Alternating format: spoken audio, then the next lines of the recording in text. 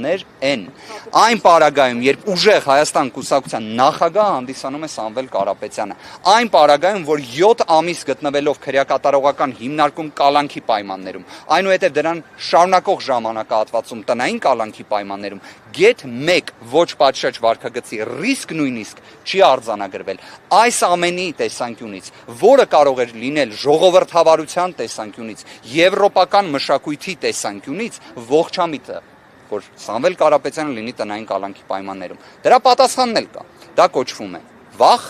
դա կոչվում է քաղաքական հետապնդում, բայց այդ ամենը հաղթահարելով գնում ենք Այսինքն ձայների վրա կարող է ազդել, դրա համար են կալանքի տակ շարունակում կարևս ձեզ։ Իրենց պատկերացումը դա է, բայց կարծում եմ հենց Սամվել Կարապետյանը վերջերս նաև լրագրողների հետ շփման ընթացքում բավականին լավ պատասխան տվեց նշված հարցադրման վերաբերյալ, որ կալանքի կամ տնային կալանքի պայմաններում էլ ողջամիտ է հնարավորությունը հաղթելու։ Պարոն Բաղդասարյան, Թալինի համայնքի անպայման ձեր հարցն եք լսում։ Ինֆորմացիա տարածվեց, որ սոցիալական հսկայական օգնություն է բաժանել իր համայնքի բնակիչներին այս կամ այն պատրվակով, մինչև այսօր որևէ ձայնագրություն չկա, միայն Դանիել Իոնիսյանն է նշել, որ հանցագործության հիմքով դիմել է պատման մարմիններին, մինչդեռ մենք գիտենք, որ ձեր ուժից այդպիսի ձայնագրությունները ՔՓ-ի հանրայնացրած ձայնագրությունները գործեր են հարուցվել, նաև բարեգործություն անողների դեմ։ Ես կարող եմ մի հետաքրքիր հանգամանք նշեմ, քանի որ այդ դիրքորոշումը որոշակի իմաստով իհարկե դռնփակ դատական նիստի ընթացքում է եղել, բայց բոլոր դեպքերում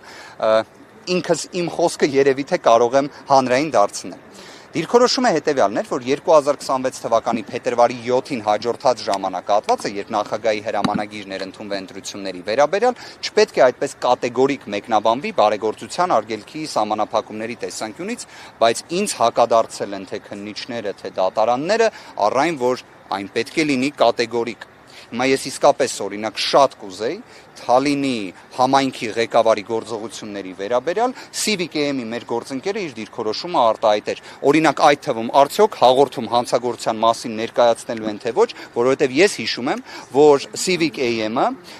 այն լրատվամիջոցներից մեկն էր, որ օրինակ Գոհար Ղումաշյանը, երբ հայտարարել էր, որ բարեգործությունները դադարեցնում են, Սարգիս Կարապետյան հիմնադրամի տեսանկյունից կրթական ծրագրերին վերաբերող, իդեպ այն նույն կրթական ծրագրերին վերաբերող, որը իմ քայլը հիմնադրամը չի դադարեցնում եւ շարունակում է։ Անկախ դա ճիշտ է թե ոչ, ես դրանից զերծ կմնամ։ Բայց արդյոք հիմա նույն վերնագրով, բովանդակությամբ մի նյութ մեր գործընկերները կհրապարակեն, դրանով նպաստելով ընտրությունների պատշաճությանը եւ օրինականությանը։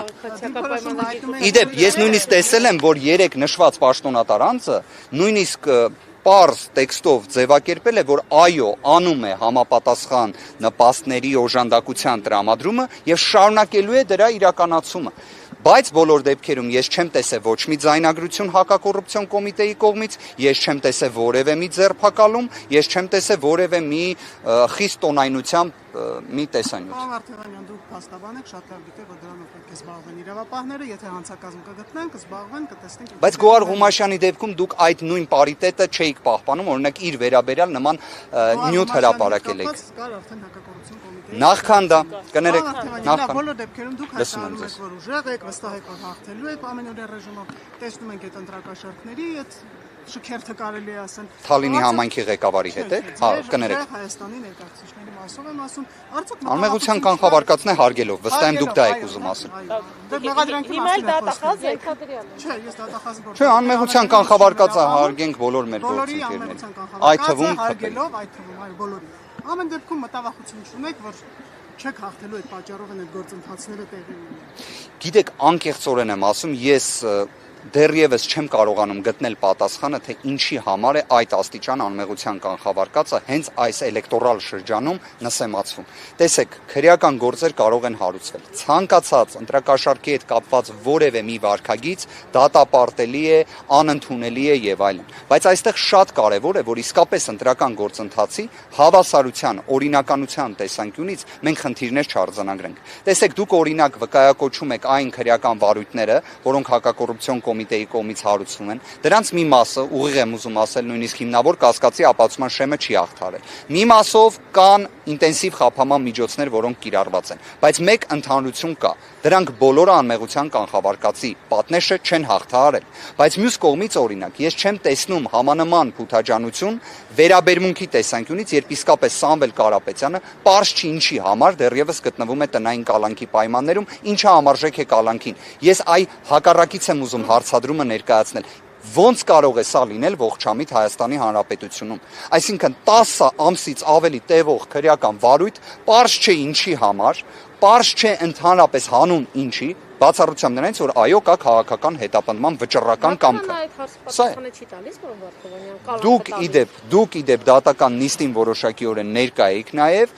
եւ կարող եք դուք էլ արձանագրել, որ այդպես էլ մենք դրա պատասխանը չգտանք։ Սա էլ եմ ուզում հատուկ ասել։ Լավ, Հայաստանի Հանրապետությունում մարդասիրությունը պետք է միավորող արժեք լինի, անկախ բոլորի քաղաքական հայացքներից։ Մենք կարող ենք իրար հետ լինել հակադիր բևեռներում, մենք կարող ենք ունենալ տիտանական անհամաձայնություններ, բայց մարդասիրությունը բոլորից միավորող արժեքը չէ պետք է լինի։ Բայց այդ պայմաններում դուք ինչպես կգնահատեք այն որոշումը, որ Սամվել Կարապետյանին նույնիսկ թույլ չեն տալիս այցելել իր հոր գերեզմանին։ 24 ժամով նույնիսկ այդ հնարավորությունը չի ընձեռվում։ Սա արդյոք ողջամիտ է։ Սա արդյոք մարդասիրության արժեքից բխող է։ Լավ, նույն հաջողությամբ ես էլի եմ ասում, կարող են լինել բազմաթիվ խնդիրներ, բայց սա բոլորիս պետք է համախմբող լիներ։ Մենք այս մի հարցում բոլորս միակարծիք պետք է լինենք, բայց Հայաստանի Հանրապետության դատախազությունը առարկում է նման դիմումի դեմ, իսկ դատարանն էլ մերժում է այն։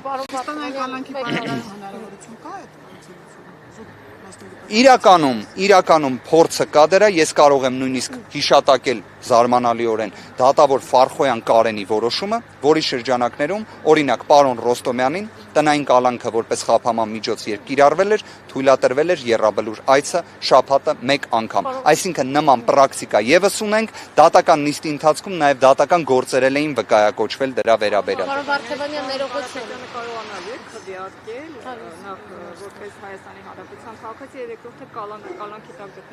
Դուք կհիշեք ինչ հրատապության կարգով օրինակ անձնանունը ընտրական օրենսգրքում որպես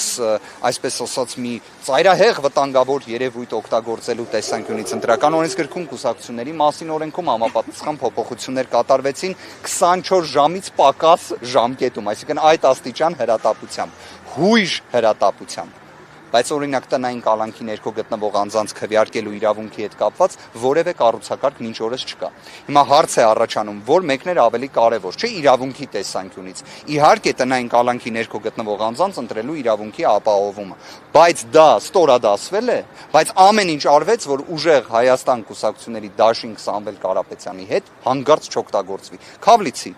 Սա է առաջնահերթությունները։ Հարցրել եք ինչպես պետք է տնային կալանքի տակ գտնվող Կարապետյանը գնա ընտրատեղամաս քվեարկի։ Անկեղծորեն կպատասխանեմ ձեզ, ես իսկապես աննահանջ հույս ունեմ իրավունքի գերակայության վերաբերյալ, մարդասիրության վերաբերյալ, ես հավատում եմ, որ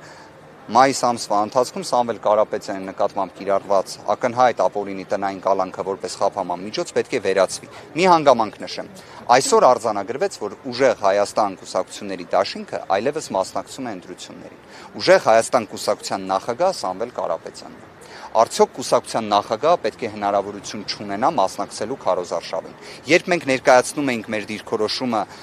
հակակոռուպցիոն դատարանում նիստի ընթացքում, մենք դեռևս այս իրավական փաստը չունենք։ Այլևս այդ փաստը առկա է։ Տեսնենք, թե ինչ դիրքորոշում կարտահայտի դատարանը։ Անպայման։ Մենք առաջինը ներկայացնելու ենք միջնորդություն, որ տնային կալանքը որպես խափանման միջոց կրկին անգամ վերացվի։ Տիկին Մելոյանին խնդրեմ մի քանի հարցի էլ ինքը պատասխանում Տիկին Մելոյան։ Միջնորդությունը տնային կալանքի եթե չվերացվեց, միջնորդություն ներկայացվելու է թույլ տան գնալ քվեարկելու։ Բնականաբար նախ հարգելներս, եթե կարելի է, նախախոսքով հանդես գամ, հերթական անգամ շնորհավորում եմ իմ կուսակից ընկերներին, մեր աջակիցներին, տասնյակ հազարավոր իմ հայրենակիցներին, ովքեր այս ճնշումների տակ, այս վարչական միջամտությունների, իրավական միջամտությունների անհամաչափ ապօրինի քաղաքական նպատակահարմարությամբ միջամտությունների համատեքստում որևէ քայլ չեն նահանջում, շարունակում ու չեն ընկրկում իրենց պայքարում եւ այսօր երկու կարեւոր իրավական գործընթաց տեղի ունեցավ։ Առաջին, ինչպես եւ մենք հայտարարել էինք ու համոզմունք էինք արտահայտել, մենք մեր ջանքերով ամեն ինչ ներդրել ենք, որպեսզի ունենայինք իդեալական իրավական փաստաթղթաշրջանառություն եւ արդյունքում այո այսօր պաշտոնապես գրանցվեց ուժեղ Հայաստան դաշինքը։ Բացի այն, որ գրանցումը արդեն պաշտոնապես է եւ մենք պաշտոնապես մասնակցում ենք ընտրական գործընթացին, տեղի ունեցող ազգային ժողովի ընտրությունների համամասնական, այլև մենք արդեն ունենք վիճակագրության արդյունքում թիվ։ Մենք ուժեղ Հայաստան դաշինքը հանդես է գալու երրորդ թվի ներքո։ Ես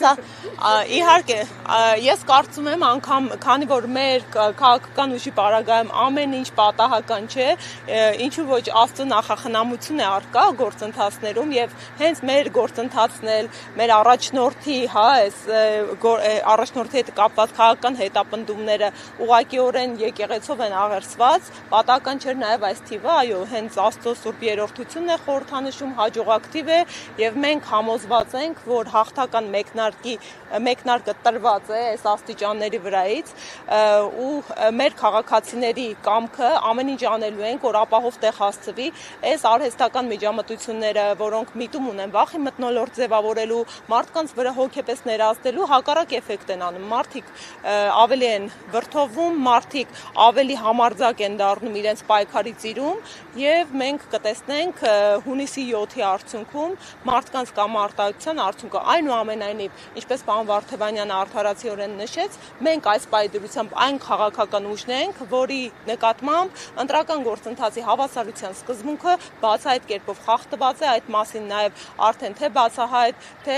փակ զրույցներում արձանագրումներ են արել միջազգային գործընկերները, որովհետև մեր քաղաքական առաջնորդը կուսակցության նախագահ Սամվել Կարապետյանը անազատության պայմաններում է եւ այդ անազատությունը արհեստական է, որովհետև նրա նկատմամբ սահմանափակումները ամբողջովին վերացվել են ըստ էության բացառապես նրա ֆիզիկական ազատ տեղաշարժի հնարավորությունն է սահմանափակված։ Իսկ որն է դրդապատճառը։ Կարող ենք արդյոք ռետորաբանական միտք արտահայտել, որ նպատակն է սահմանափակել պարոն Կարապետյանի շփումը Հայաստանի Հանրապետության քաղաքացիների հետ, ընտրական իրավունք ունեցողների հետ, ինչի արդյունքում որոշակի խոչընդոտ ստեղծենք։ Մենք տեսել ենք ինչպես է այս իշխանությունը կռիվ տվել պարոն Կարապետյանի անվան հետ,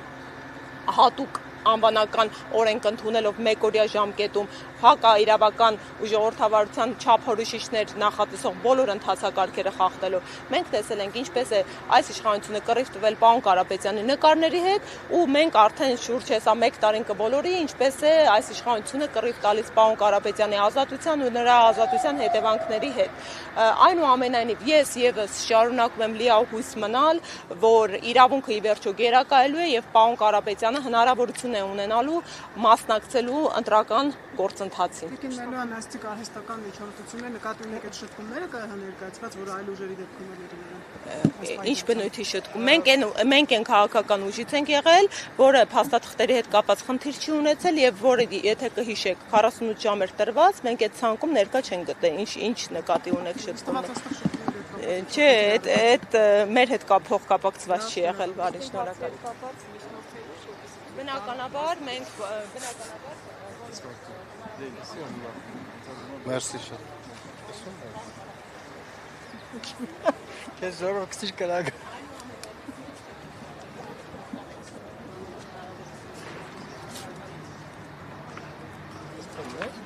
Չէ։ Ֆոն։